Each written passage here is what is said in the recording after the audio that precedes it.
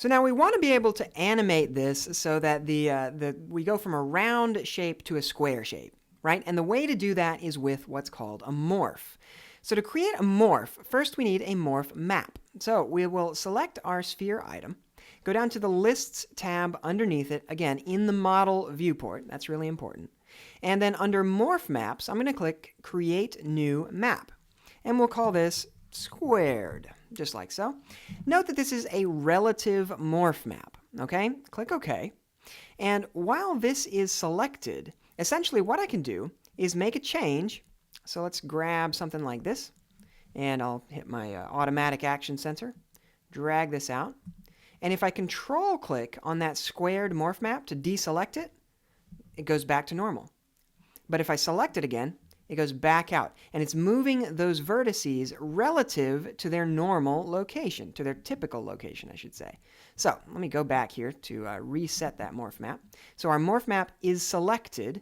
Nothing has changed yet. Now let's make some modifications to this thing.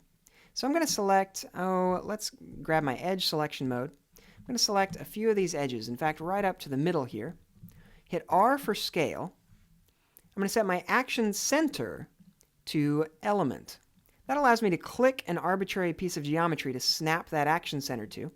And then I'll go to Action Center, Axis, Auto. So the center is set to the point that I clicked, but the axis is going to align to the world axes. So we can set the scale on the X to 0% there.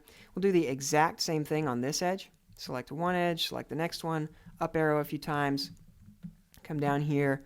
We can move that action center and scale to 0 on the X again. Now, as you might have guessed, we're going to do the exact same thing on the other side here. So let's select this edge, that one, go around here, and we're going to scale this on the Z this time so that it's perfectly flat, just like so. We'll do the same thing here. Select these guys and move my origin, or my axis, action center, I should say. Got to use the right terminology. And there we go. Now we have these guys straightened out. Let's hit 3 on the keyboard to go to Polygon selection mode. Select these guys, R for scale. Scale those out to where they're almost all the way out to square. Get the same thing down here, R for scale. Move my action center down here. Scale this up to where we're almost completely square. And that's going to be good. So if I deselect, now if I control click on my morph map, we're going to go back to round.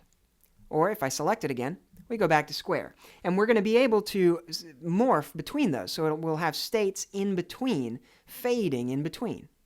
But one more thing, I want to clean up this geometry some. I would like for this geometry to kind of relax out as everything becomes more square.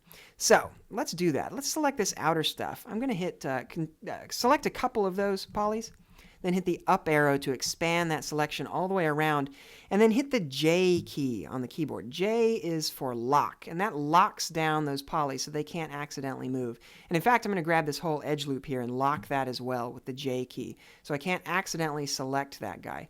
Nothing over here can move. Same thing in here. I'm going to select these edges, J, to lock those down. Okay, and one more thing. Let's grab these edges, these outer edges, and lock those as well. So now we can only move the stuff that's in the middle here. That's the only stuff that's going to be able to adjust. That's important because we're going to go to the Sculpt tools next. Grab the Smooth tool and a nice big soft brush. Right-click in the viewport to drag and adjust that brush size. And then we'll just drag around, and it's going to relax that mesh out so everything is nice and smooth. Now when I hit the I key, I is the opposite of J, it's going to unlock everything. Now suddenly we have these two morph targets where everything is smoothed out and we can still move everything around. Everything is unlocked now.